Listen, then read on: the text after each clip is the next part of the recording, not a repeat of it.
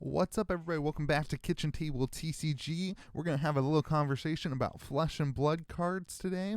We're going to pretend, I've seen a lot of information going around print runs and really people putting a lot of weight into the amount of cards printed. And so I wanted to have I wanted to start a good discussion. Again, I don't want to ever claim to know everything, but I want to bring my point of view to the world, and I want to start a good discussion with you because I think people give too much clarity or too much emphasis on print runs. And today we're going to play a game of devil's advocate, and we're going to pretend we're going to ask this question: if solely print runs mattered, then what would the market look like? And then we get ahead and say that my patrons at the $15 tier, the If I Were Investing patrons, you guys have already heard most of this. Actually, you've already heard more than this and all of this. And I'm not going to get into as much detail as I got into in my latest podcast on that. But I want to share with you this kind of idea of if solely print runs mattered, what would be happening with the value of the card.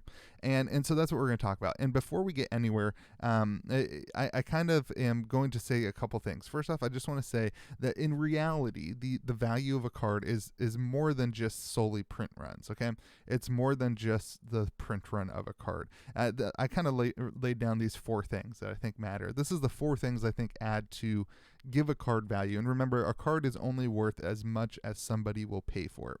But these are the things that I think add to the value of a card. Number one is the amount of money in a market. So in Flesh and Blood, what is the whole encompassing amount of money that people have invested into the card game? This is in millions of dollars, right? This is millions, maybe even billions of dollars that people have, probably not that high, I don't know, maybe that high, that people have invested in the card game. And so all you, me, the players, the collectors, all of our money pooled together creates the total amount of money in the market. And so the total amount of money in the market is lower than in a game like Magic the Gathering, which has more players and more collectors and more investors. Okay, so that's kind of the first thing. There is a cap until the market grows, until more players enter the scene, until more collectors enter the scene, until somebody else enters the scene with tons of money. So the total amount of money in the market affects the values of cards. The number two thing I think that kind of affects the market of cards is the allure of the card.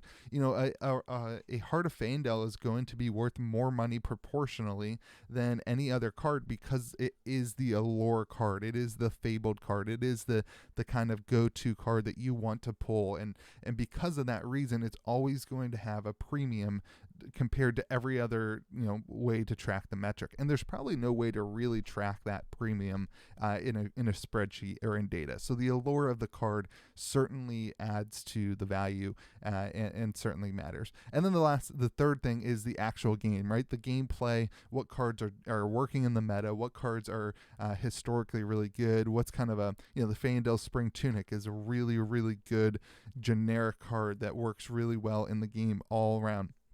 And such, it's always going to be more money no matter what the print run is compared to another card. And so the actual game certainly affects the value of a card. And then this last thing, I think the last thing that actually matters is the print run and comparing print runs to specific cards in the same set.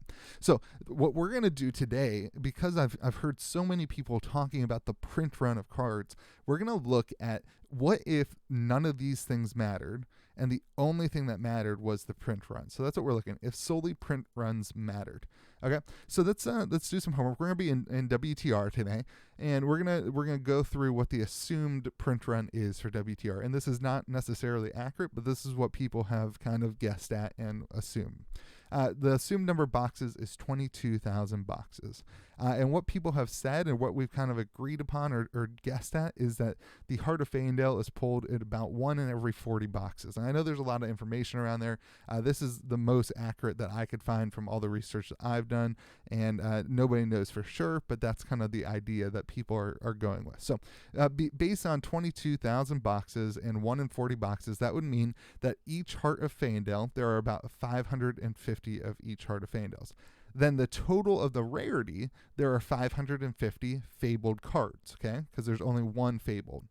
All right, so let's go to the legendaries. There are 5 legendaries in Welcome to Wraith. They are 1 in every 4 boxes about.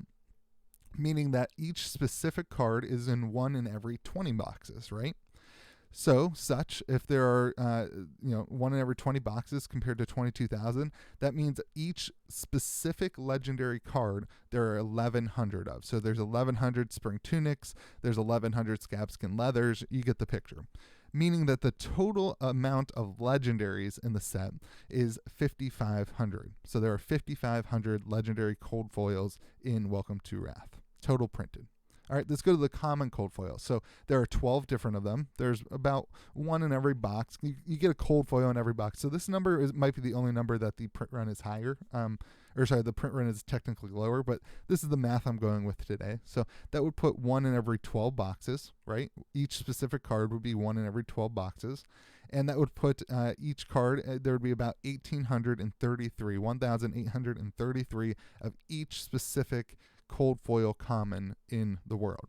That would put the total rarity, the total number of cold foil commons at 22,000. There would be about 22,000 cold foil commons in the world. And we added Rainbow Foil Majestics as well. There are 10 of them. They appear to be 1 in every 4 boxes. That makes each specific one as rare as the Heart of Feyendel, okay? Which means that each specific one there's 550 Enlightened Strike Rainbow Foils. There's 550 Alpha Rampage Enlightened Foils, right? And that would mean the total rarity, there are 5,500 total Rainbow Foils in the world for Welcome to Wraith, including all of the different cards. Okay, so now what I've done is over here, I wanted to run this idea. If the Heart of Feyendel is the accurate market price, then based on only the solely print runs, right, what should the other cards be labeled at? What should the price of the other cards be? And I did this for the Heart, I did this for the cold foil commons, I did this for the legendary, I did this for the majestic for the podcast. But for this sake, we're not going to get into it too much. I don't want this to be too long. So we're going to talk about if the Heart of Feyendel is an accurate price at 23,000, if that is an accurate market price, then based on solely print runs, the only thing that matters is print runs, right? Let's pretend that the amount of money in the market doesn't matter. Let's pretend that the allure of the card doesn't matter. And let's pretend that the actual game doesn't matter.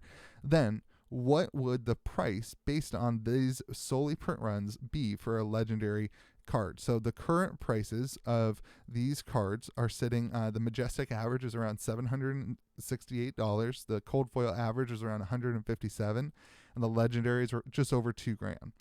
So if the Heart of Feyendel is worth 23,000 and there are 550 of each Heart in Feyendel, and there are 550 of each Heart in Feyendel, then each specific Rainbow Foil Majestic, there are also 550. So the value of each specific Rainbow Foil Majestic should be $23,000. Again, if only print runs matter. And this is my point, that only print runs don't matter, that print run is not the main determination for the cost of a card. That's my point here, that print runs, that obviously the Majestic Rainbow Foil average should not be $23,000 because print runs aren't the only thing that matters. That's the important thing that I want you to understand. And so let's go to the specific rarity. Now you're saying, okay, but maybe it's not each card that matters. Maybe it's each specific total of each rarity. So that would put the average Rainbow Foil Majestic at 23,000, which is, distinctively closer, obviously, to that $768. So very, very interesting to see. So now let's compare that to the cold foil, right? So let's see, each specific card, what should that be worth if there are 1,800 of each specific card compared to the 550 of the Heart of Feyendel? So let's pull that up. So that would make each specific cold foil common worth $6,900, which obviously isn't the current market price, and the market dictates a price, not print runs. But let's pull that back because there are 22,000 of them in the market. So what would that make the value, right? Like if there are 22,000 of them, that would make the average cold foil common at around $575. Again, that's 5 times the amount of money of a regular cold foil common that is currently in the market price. And so my point being here is that print runs are not the only thing that matter. You have to look at bigger picture. When you're talking about print runs of sealed boxes, when you're talking about print runs of everything, like there is a bigger picture here, and it's not just about the print run. It's not just about the number of hearts. It's not just about the number of legendaries, and it's not just about the number of commons. So let's continue. Let's keep going here. we'll look at the legendary card. So let's put at the legendary average. Again, this would assume that obviously if there are half as much, if there are twice as much legendaries available, 1,100 of each card, then there's twice as much. Then the value would be about half of the Heart of Faendal, right? And then of course specifically if there are 5,500, that puts the average cost should be around $2,300, which, it is very close to this legendary average. And this is my point here, that this scales down, that the Heart of Faendal has the most allure, the legendaries have the second most allure, the second most actual gameplay. The Majestics have the third most actual gameplay, and then the print run is the last thing that matters. So I thought that was an interesting kind of phase. I actually have a formula that I think is a way to figure out kind of what is the more accurate version of this stuff, but I'm still working on that a little bit. And I think there are some things that you can garnish from this, and I'll let you make your own decision. I already shared my opinion to my patrons, and but I'll let you make your own decision based on this data. And I'm interested to hear what you think. How would you scale these three things: the amount of money in the market, the allure of the real card, the actual game, and the print run? Because I think that the print run is given a little too much emphasis when we're having a conversation about this. And when you look at the market and see the actual costs of things, it doesn't seem like the print run really matters as much as some of these other things, like the allure of the card and the way that the actual game plays. So anyway, I thought it was very interesting. If you're interested in more of that data, check out that podcast that I made if you haven't already. And I hope you have a great day, and remember to be kind to the people around you.